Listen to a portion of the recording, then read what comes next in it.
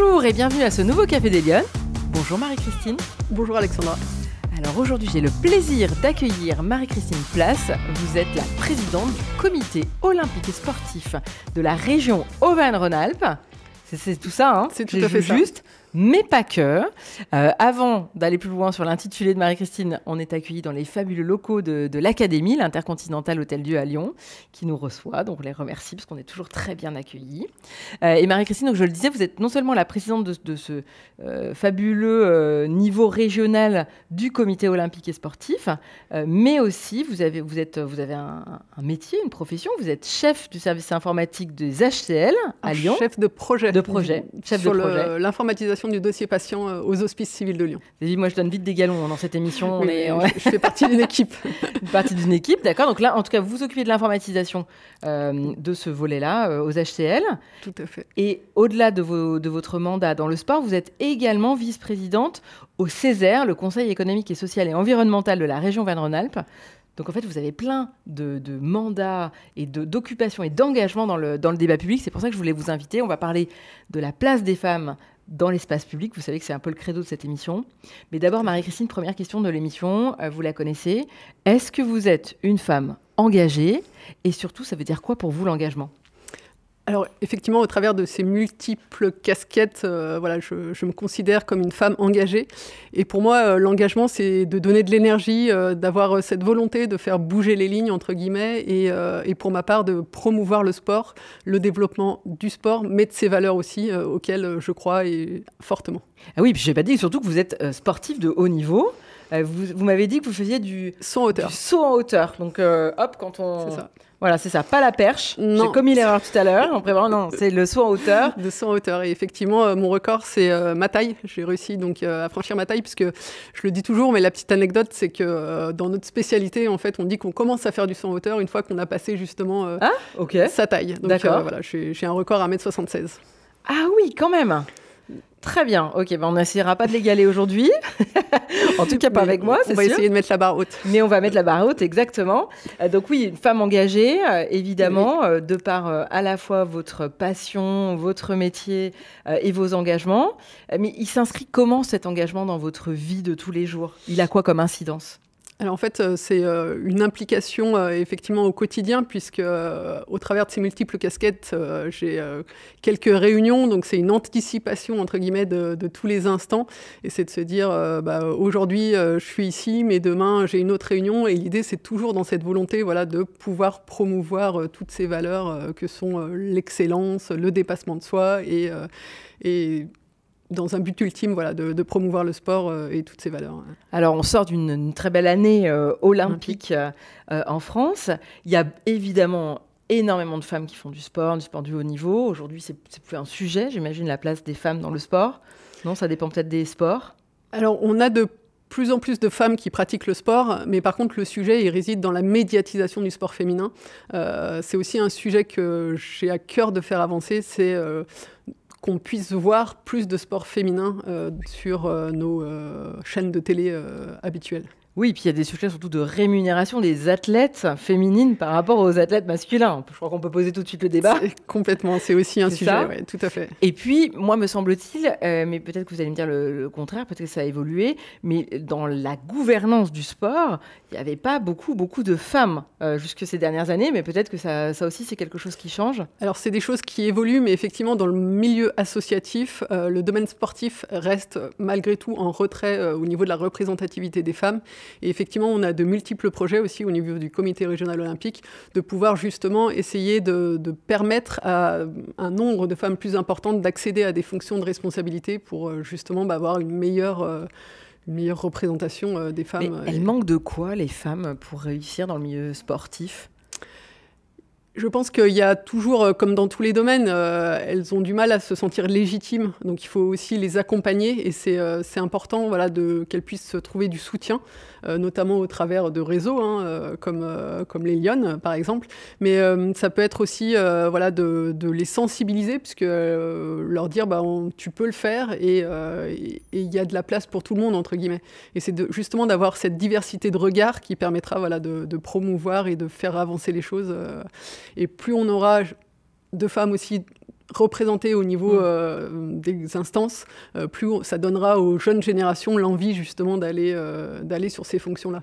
Alors, je voudrais qu'on parle de ces sujets de gouvernance, mais d'abord, on va parler de votre parcours à vous, et puis on va revenir au sujet de gouvernance. Mais Marie-Christine, j'ai envie de savoir, quand vous étiez petite fille, vous rêviez de faire quoi plus grande? Vous vouliez faire du sport? Alors, j'ai beaucoup aimé faire du sport. C'est vrai que participer aux Jeux Olympiques, c'était vraiment un rêve. C'était un rêve? C'était un rêve. C'est vraiment un événement sportif mondial. Enfin, c'est le plus gros événement sportif. Donc, c'était vraiment un rêve de pouvoir Donc, participer. Petite fille, vous rêviez de ça?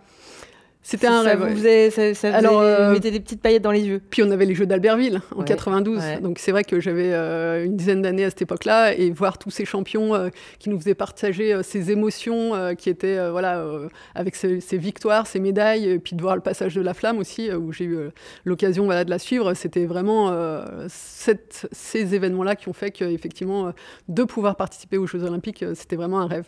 Après, j'avais plutôt aussi l'envie d'être dans la médecine. En fait, j'ai une famille très, très poussée dans le domaine médical. Mon père est médecin, ma mère est infirmière, mon frère est dentiste. Et l'idée, c'était vraiment de prendre soin de l'autre. Et c'est pour ça que d'ailleurs, je travaille maintenant aux Hospices Civils de Lyon. C'était vraiment dans l'idée de prendre soin et de pouvoir améliorer justement les conditions, entre guillemets, dans le domaine de la santé. Et la passion pour le sport, vous l'avez eue toute petite aussi? Vous faisiez de l'athlétisme petite? Alors, la passion pour le sport, c'est venu au travers du cross des écoles. Alors, là, on retrouve le cross, mais dans une autre dimension. J'avais quelques capacités, donc j'étais amenée à gagner le cross des écoles. Donc, vous allez me dire que vous aimiez courir petite? J'ai aimé courir petite, ouais. Mais c'est pas possible. Donc, si j'étais habituée à marcher en fait depuis petite, parce que ma mère ne conduisait pas, donc on était habitués à faire tous nos trajets à pied. Et c'est vrai que souvent, étant un peu en retard aussi, je courais. Et voilà, c'était cette habitude-là, de pouvoir courir. C'était un vrai plaisir. Ouais. Alors donc du coup, vous avez une passion pour la course. Et comment vous en venez à faire du saut en hauteur? J'ai poursuivi donc le sport à l'école, parce que par contre, une famille très axée dans le domaine de la santé, mais très peu dans le sport en fait. Ok, d'accord. Donc pas du tout. C'est pas leur univers. C'était pas forcément leur univers, mais l'idée c'était donc j'ai participé à beaucoup d'associations sportives au niveau de l'école, et puis après j'avais vraiment une volonté de faire plus de sport, et donc là j'ai participé à un club. J'ai été inscrite au niveau du club d'athlétisme à côté de chez moi, et c'est là que j'ai découvert justement toutes les disciplines de l'athlétisme, et notamment le saut en hauteur, et c'est vrai que je me suis pris de passion pour cette discipline. Et alors, c'est quoi le déclic? Vous décidez de faire quoi? Vous vous dites, choisis la médecine, choisis le sport, comment ça marche? Alors, je suis allée jusqu'aux études de médecine, mais c'est vrai que j'étais, à l'époque, il y avait un numerus clausus, j'ai pas réussi à atteindre ce numerus clausus, mais pour autant, j'ai poursuivi parce que je voulais rester dans le domaine médical. Donc après, j'ai enchaîné sur une école d'ingénieur dans le domaine de la santé. Mais l'idée, c'était toujours d'avoir un double projet, en fait. Je savais que le sport pouvait m'amener à me faire plaisir, à exceller, mais je voulais pas pour autant laisser les études à côté. Parce que vous avez eu des titres, hein. Vous êtes championne de France, championne d'Europe. Championne de France nationale, nationale 2, on peut dire ça si on veut faire un comparatif par rapport aux autres sports. Et par contre, effectivement, je continue toujours à pratiquer le saut en hauteur, parce que pour moi c'est important justement, puisque je fais la promotion du sport, de le pratiquer moi-même, et je continue donc la compétition, et je suis effectivement l'année dernière, il y a 2 ans, j'étais vice-championne d'Europe master, donc de ma catégorie en saut en hauteur. Donc vous continuez à faire du sport de haut niveau. C'est ça, c'est important pour moi de poursuivre la compétition, et de poursuivre mon sport que j'aime, tant que je serai en capacité entre guillemets de pouvoir m'entraîner. Et alors votre premier job, c'est quoi? Vous commencez par faire quoi? Alors, par exemple, aujourd'hui, ce matin, on levait 6h45, un petit footing pour se mettre en route, et puis ensuite... donc vous conciliez tout le temps le sport et votre job. C'est un équilibre, en fait, entre les différents piliers qu'on a vus, le cross, le Césaire, les HCL, la famille aussi, parce qu'il ne faut pas l'oublier, hein, c'est aussi grâce à eux que je peux faire tout ça. C'est un temps pour chaque pilier, et c'est vrai que c'est un équilibre de vie. Mais comment vous trouvez vos marques au démarrage? Vous vous dites... parce que nous, on s'interroge beaucoup sur la question des parcours des femmes. Qu'est-ce qui, à un moment donné... Est-ce que vous avez dû faire des choix? Est-ce que vous avez toujours essayé de concilier les deux choses? Comment vous avez fonctionné? C'était quoi pour vous vos priorités? Alors, les priorités, c'était... de concilier en fait à la fois de garder quand même un espace familial puisque c'est important, c'est ce qui nous soutient entre guillemets, mais aussi de pouvoir entre guillemets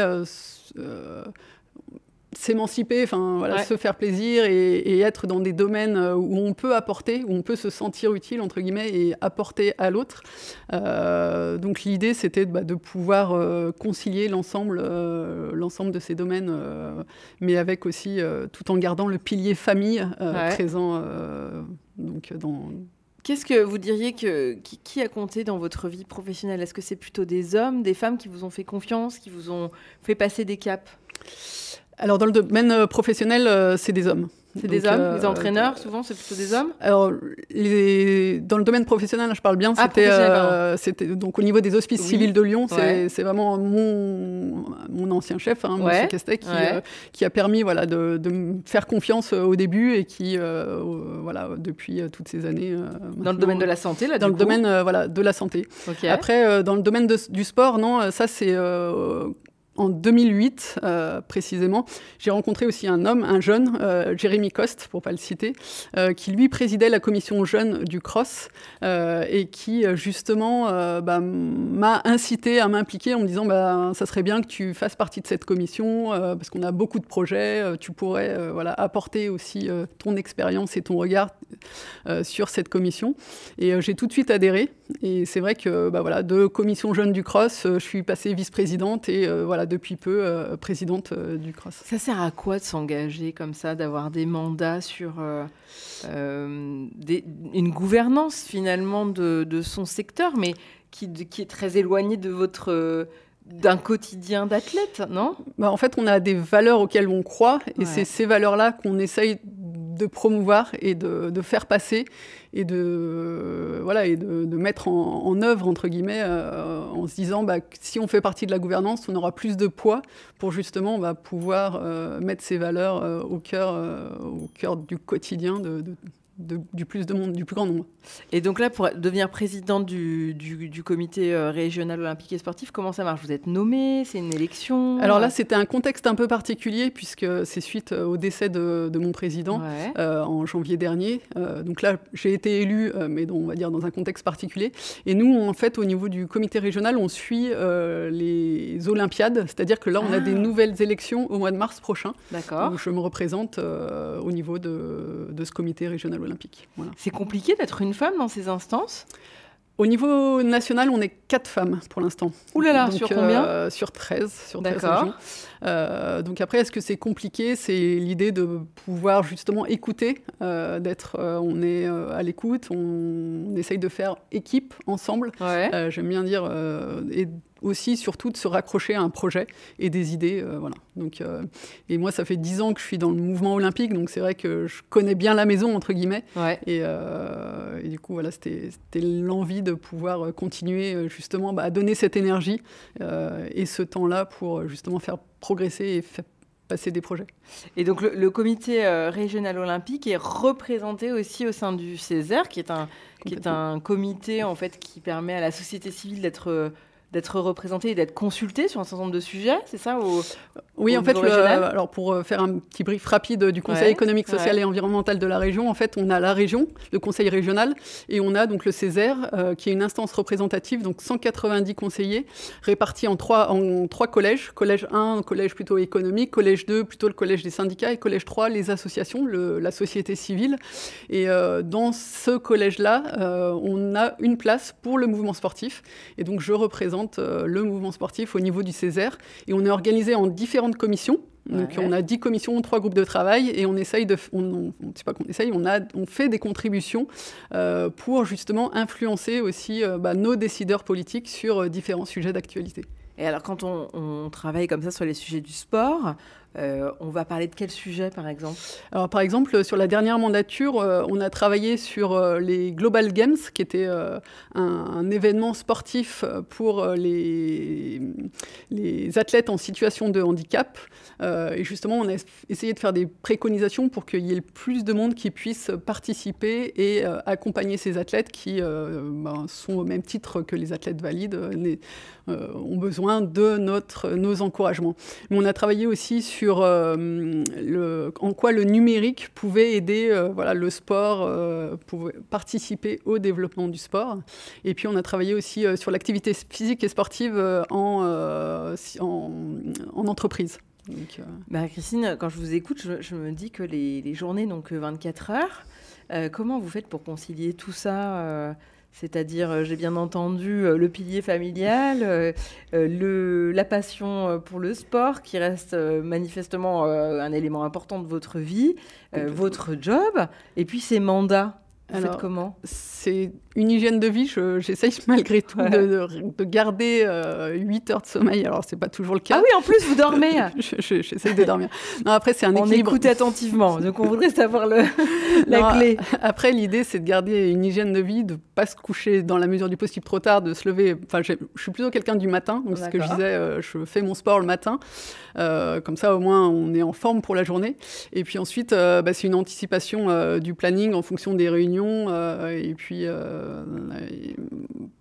en priorisant aussi forcément les sujets, oui. Il vous apporte quoi cet engagement ?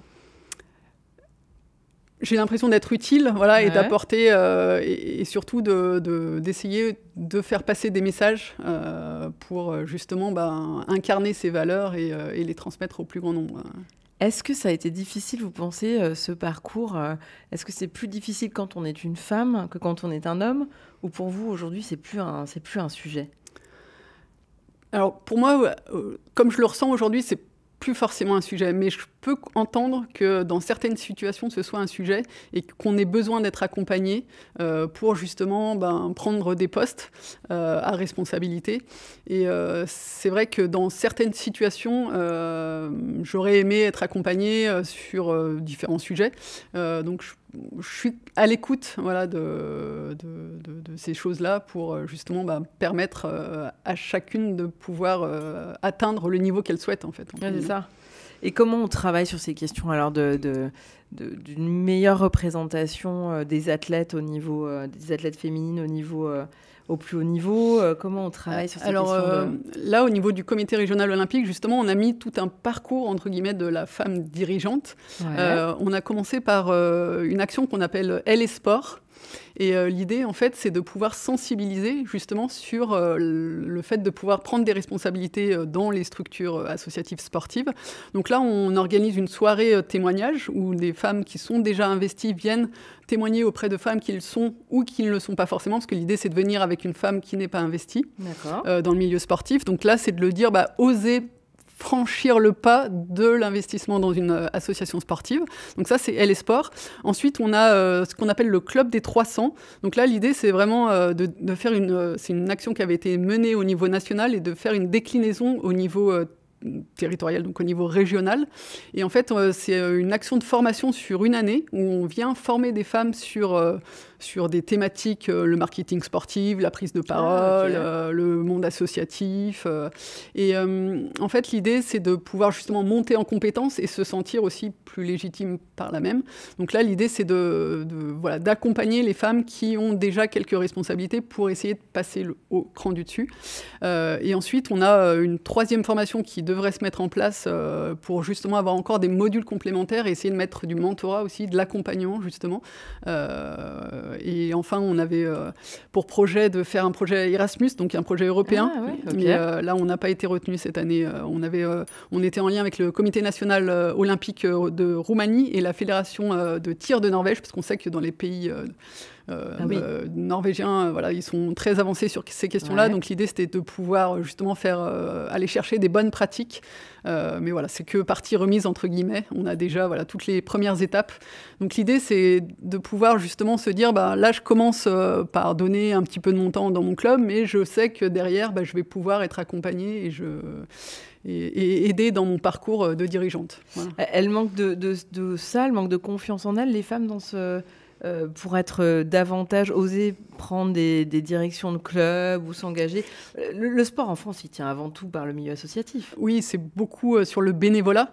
Et c'est vrai que justement, il faut le valoriser, ce bénévolat, parce qu'on sait qu'il prend différentes formes. On est de plus en plus sur un bénévolat plutôt ponctuel plutôt que sur du long terme. Donc vraiment, celles qui s'engagent, c'est l'idée de les valoriser et de les accompagner, puisque on sait que ça reste souvent on manque c'est du temps aussi. Donc, du temps et puis effectivement des compétences. Les trésoriers d'associations, c'est toujours très compliqué. Il faut aller chercher des subventions, il faut aller chercher des budgets. C'est ça. Mais l'idée, c'est qu'après, justement, quand on a réussi à avoir ces subventions, on voit aussi le projet qui arrive à son terme, et c'est la satisfaction aussi de pouvoir voir oui, bien que sûr. Le projet il est arrivé. Mais là, vous parliez de la question de la légitimité. Ça veut dire que les femmes, elles se posent cette question de la légitimité dans le secteur sportif côté gouvernance. On se pose toujours la question de se dire, on vient me chercher, mais pourquoi moi au final, et pourquoi pas ma voisine, ou pourquoi pas mon voisin.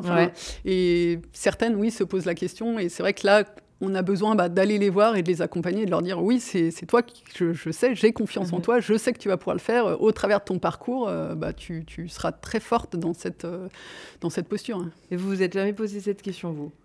Si, ça m'est arrivé. Si ça vous est arrivé, c'est vrai ? Oui, bien sûr. Et comment vous avez résolu le sujet ? L'idée, c'était justement de pouvoir le partager et qu'on me conforte justement en me disant oui, tu peux le faire, et t'es en capacité de le faire. Mais est-ce que c'est des gens qui vous ont renvoyé ce sentiment de confiance en vous disant mais si, ça tu vas y arriver, ou est-ce que c'est finalement à un moment vous vous êtes dit en votre fort intérieur bon allez, j'y vais, après tout les autres y arrivent, pourquoi pas moi ? C'est un peu des deux, en fait. C'est un peu des deux. On se lance en se disant je vais y arriver, et puis au final, si j'y arrive pas, qu'est-ce qui va se passer ? Enfin, ça reste du bénévolat. Donc, et puis je sais qu'il y a une équipe aussi autour. Je suis pas toute seule, en fait. C'est vrai que c'est comme le sport de haut niveau. On sait que c'est l'athlète qui est mis en lumière, mais au final, derrière, il y a toute une équipe qui est là, que ce soit les médecins, l'entraîneur, aussi les kinés, les prépas mentales. On sait qu'il y a toute une équipe derrière pour arriver à la performance.